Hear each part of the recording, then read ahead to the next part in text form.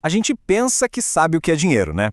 Mas e se a história for muito mais profunda? E se o dinheiro tiver uma vida própria, uma conexão direta com a nossa imaginação, com a nossa alma? É sobre essa natureza psicológica e simbólica do dinheiro que a gente vai mergulhar agora. Para entender isso, a gente precisa voltar para uma memória de infância. Para um menino, o autor Russell Lockhart, uma caixinha de fósforos cheia de moedas de prata escondida no fundo de um armário era um verdadeiro portal. Sobre uma luz azul, aquelas moedas não eram para gastar, elas eram para criar, eram combustível para a imaginação. E aqui está a grande sacada. A verdadeira mágica do dinheiro, para ele, não era gerar mais riqueza, mas sim dar vida a universos inteiros dentro da cabeça. Uma força criativa quase mágica mesmo. Só que essa conexão tão forte, tão poderosa, foi quebrada de um jeito bem drástico. E a perda desse tesouro secreto acabou moldando uma vida inteira. Imagina a cena. Você volta da escola doido para visitar seu mundo secreto e não encontra nada. O armário limpo, as moedas sumiram e o pior, o tesouro era tão secreto que não dava nem para perguntar por ele. O mundo dele simplesmente desapareceu. E o impacto disso foi brutal. Não foi só perder umas moedinhas, foi um verdadeiro colapso psicológico. A imaginação secou, uma doença séria apareceu logo depois e os sonhos sumiram por anos. Foi uma virada de chave. Ele se afastou do seu mundo interior e se voltou completamente para o mundo de fora, para o concreto.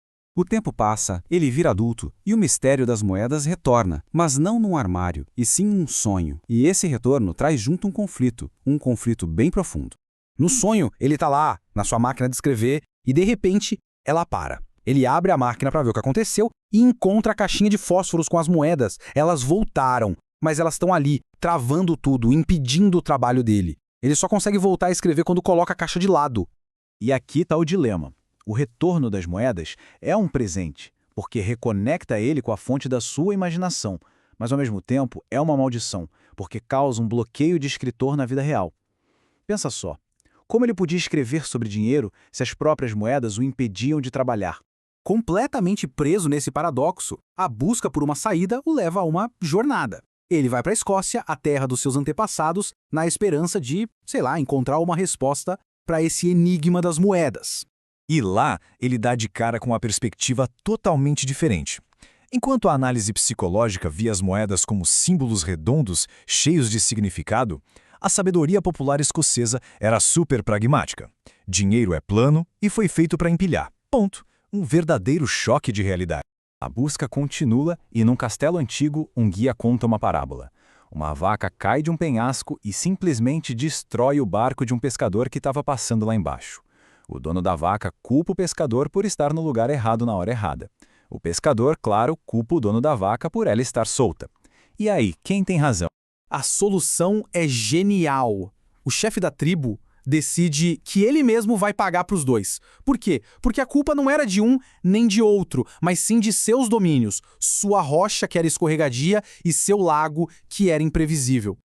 É uma lição fantástica sobre achar uma terceira posição em questões de grana e justiça, e além do simples ou isso ou aquilo. A jornada fica ainda mais profunda quando o autor descobre um artefato na história da própria família, o Lee Penny. Uma pedra de cura, pega como um resgate numa batalha medieval e depois montada numa moeda de prata. Um objeto que junta dinheiro, poder e cura numa peça só. Incrível, né? E é aqui que a história chega no seu ponto alto. A conexão entre essa relíquia de família e uma das maiores obras da literatura mundial traz uma revelação que, é surpreendente. De repente, a imagem do Lee Penny, aquele talismã de cura, se conecta na mente dele com outra moeda famosa, o dobrão de ouro que ficava pregado no mastro do navio Pequod, a recompensa para quem avistasse Moby Dick. E o Melville nos dá a chave, ele diz que existe um significado escondido em todas as coisas.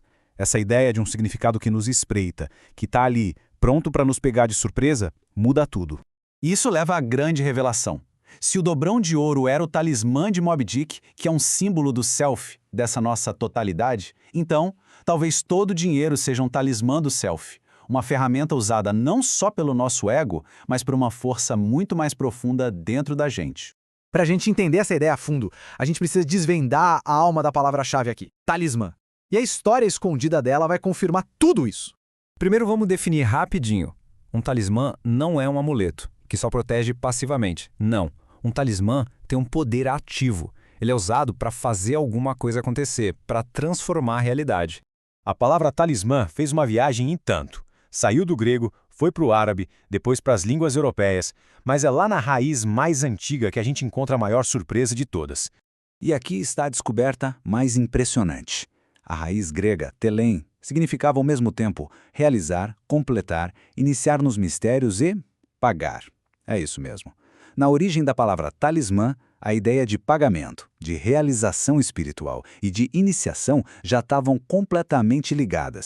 Ou seja, a própria linguagem está mostrando para a gente que essa conexão não é nova. A ideia de que dinheiro e o sagrado andam de mãos dadas está gravada na história das nossas palavras. Desde o começo, pagar era um jeito de participar de algo sagrado, de completar um ciclo.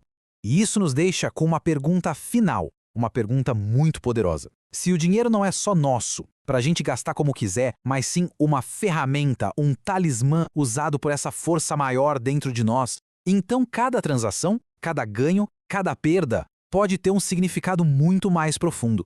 E a questão que fica é: o que essa força está tentando realizar através da gente?